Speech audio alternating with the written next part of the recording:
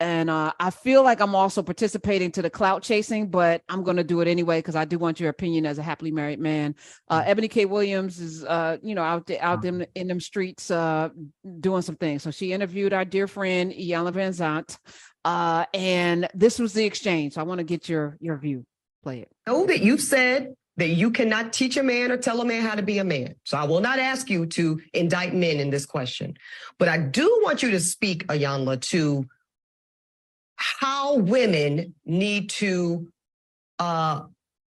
position ourselves so that we can be in our divinity, so we can have our crowns right, how we can create and not build, when some of us, quite frankly, feel that the men that are available to us, and I'm talking about across the color spectrum, across the age spectrum, trust me, I've done them all, they are not positioned to protect nor provide because of some of the statistics we just talked about. They're not earning the incomes. They're not having the resources, and some of them are not even showing up in the leadership.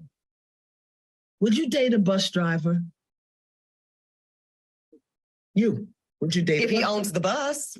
If he owns it, if he owns the bus. That's a problem. That's a problem.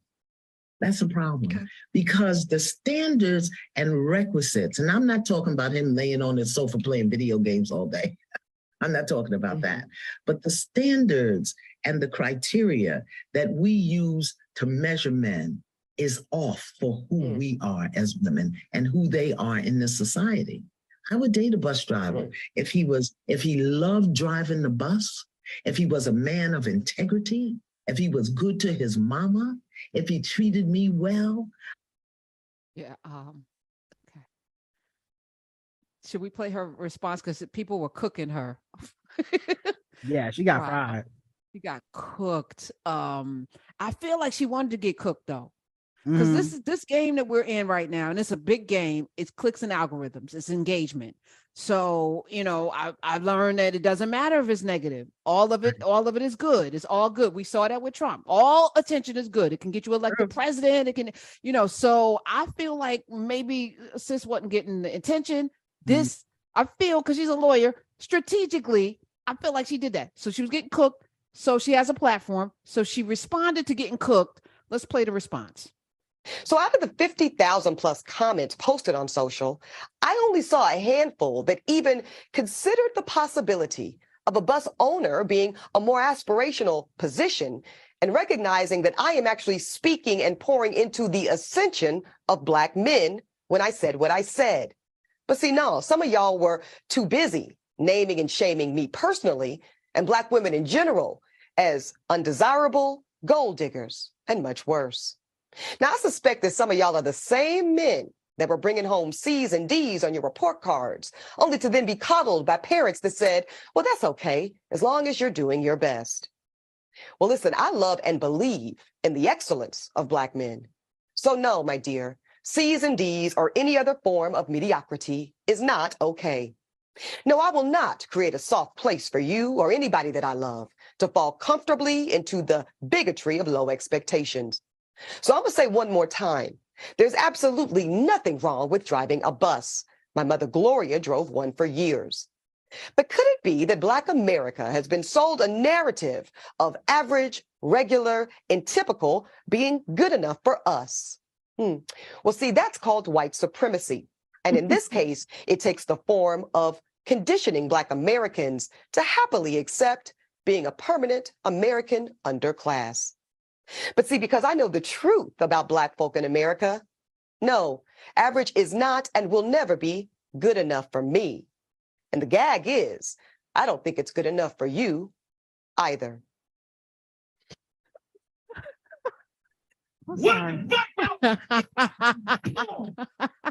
So I think right there, that illustrates why we need to end the writer's strike. We need to get the writers paid, because I feel like if a writer wrote that, it would have been more like logically consistent, and like an editor or somebody should have looked at it, because like the defense didn't really make sense in the way that she wanted it to.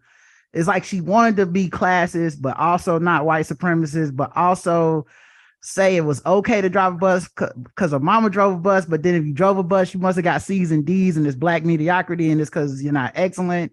So I don't know if she got some, is she saying that about her mom? I don't know. That I think she just kind of got mixed up when she got defensive. The original thing wasn't that offensive to me because personally, everybody you can do whatever you want to. Ain't nobody making you date nobody. And really, unless you publicize it, nobody really got anything to say about it. So it's you coming out telling the world, and as you said, maybe it's strategic.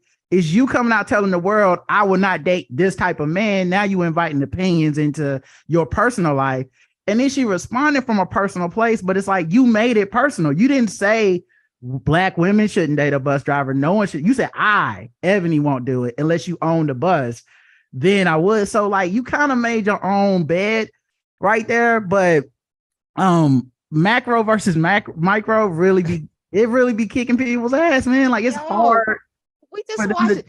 Yeah. All she needed to say was, I said it, and 1,000,000 years ago, I wouldn't have. All she got to say is, look, I said what I said. I'm not dating no bus driver. You know what? I would have respected that. I would have. She had to. Don't try to uplift me, sis. You don't got to like me. No. How you gonna uplift me by dating standards? That don't even make sense. You know what I mean? Like, and it's also like something that a lot of the people that are like very misogynistic and very like anti-Black women, they use that excuse too when they talk about like Black women's weight or having kids. They always do the like, I'm trying to uplift you as a sister. It's like, no, you just being mean. What's she gonna not have her kids no more? Like, you know what you said was mean. So I feel like she like is no brothers. Zero. Put this down right now. It's zero brothers that quit driving that bus yesterday and went start re-rolling to school. Zero. No, like that. It's not even real. Wait, so I don't even. Can we just say bus drivers make bank? Can we like first of all, they on time. You notice somebody that show up to work. They keep a job. They keep a job. They taking care of y'all and y'all's people. They on the front line. They got the government benefits. They got the government the bomb ass benefits. Come on, like what are you talking about? Eboni, come on now. Come on, Eboni. You know this didn't even happen, Eboni. Ain't no bus driver ask you out because you don't be on the bus. I can tell from your drive. You drive. Go ahead, Eboni. No. Yes. This is all.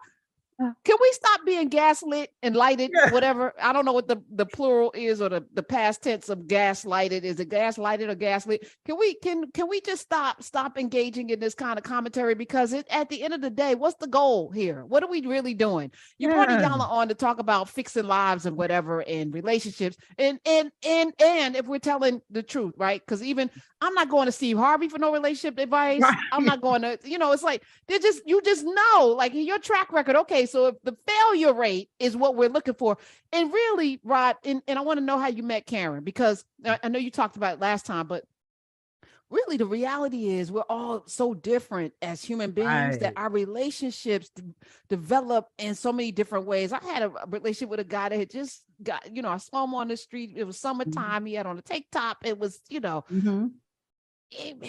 even think he had a job, Rod. As a matter of fact, I know he didn't have a job. It didn't matter.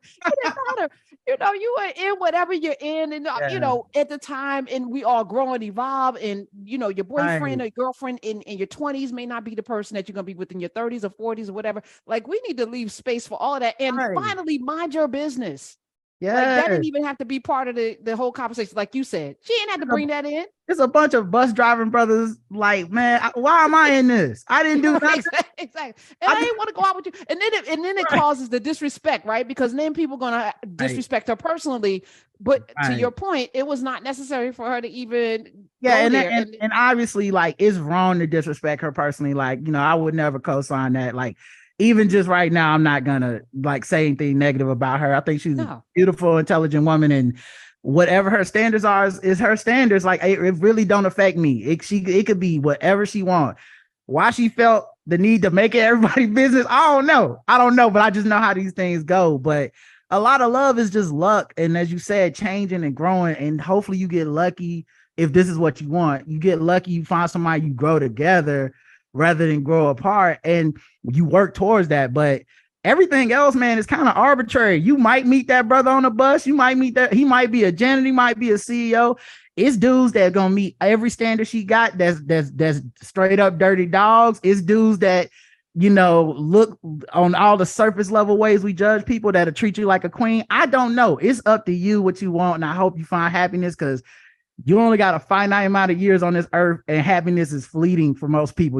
Most people, it's hard to find and harder to maintain. So I hope she find it, whatever it is. But yes, please don't make your struggle my struggle. I don't look down on nobody driving no buses. It's fine with me.